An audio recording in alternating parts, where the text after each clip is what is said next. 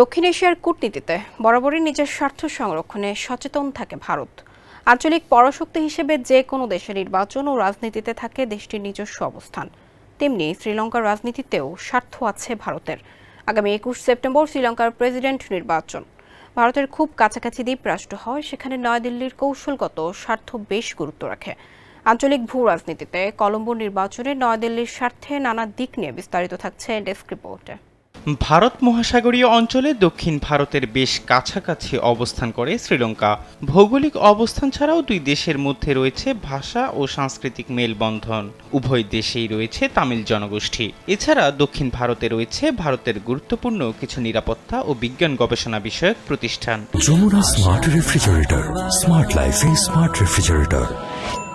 এর মধ্যে রয়েছে পারমাণবিক বিদ্যুৎ কেন্দ্র, মহাকাশ গবেষণা কেন্দ্র এবং নৌঘাঁটি। ফলে শ্রীলঙ্কায় কোনো বিদেশি শক্তির প্রভাব ভারতের জন্য বেশ উদ্বেগজনক। সম্প্রতি দ্য ডিপ্লোম্যাটের এক প্রতিবেদনে উঠে এসেছে শ্রীলঙ্কা নির্বাচনে ভারতীয় স্বার্থ নিয়ে এসব বিশ্লেষণ।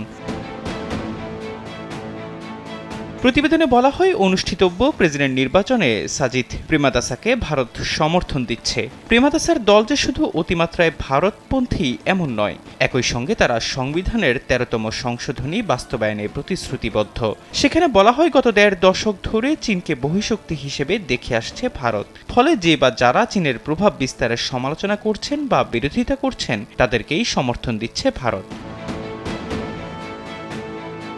কলম্বোর রাজনৈতিক বলয়ে প্রচলিত আছে ১ দশক ধরে চীনের সঙ্গে ঘনিষ্ঠভাবে কাজ করা মাহিন্দা রাজাপাকসের বিরুদ্ধে প্রতিদ্বন্দ্বিতা করায় ২০১০ এবং ২০১৫ সালের প্রেসিডেন্ট নির্বাচনে শ্রীলঙ্কার সাবেক সেনাপ্রধান জেনারেল শরদ ফনসেকা এবং শ্রীলঙ্কা ফ্রিডম পার্টির মাইথ্রিপালা সিরিসেনাকে সমর্থন দিয়েছিল ভারত।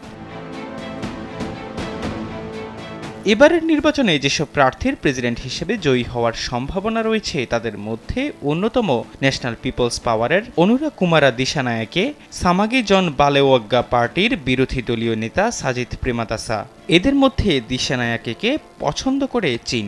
চলতি বছর শুরুর দিকে দিশানায়াকে ভারত সফর করলেও তার দলের ভারত বিরোধী অবস্থান পরিবর্তিত হয়নি। দলটি জাতীয় সম্পদ বিদেশি কোম্পানিগুলোর কাছে বিক্রি করে দেওয়ার কঠোর বিরোধিতা করে। সম্প্রতি শ্রীলঙ্কার বন্দর, নবায়নযোগ্য জ্বালানি এবং বিমানবন্দরগুলোর মতো গুরুত্বপূর্ণ সেক্টরগুলোতে ভারতের আদানি গ্রুপ নিয়ন্ত্রণ নিয়ে নেয় তার বিরুদ্ধে সোচ্চার হয়েছে প্রেমাদাসার এনপিপি। এহসান আব্দুল্লাহ, কালবেলা ডেস্ক।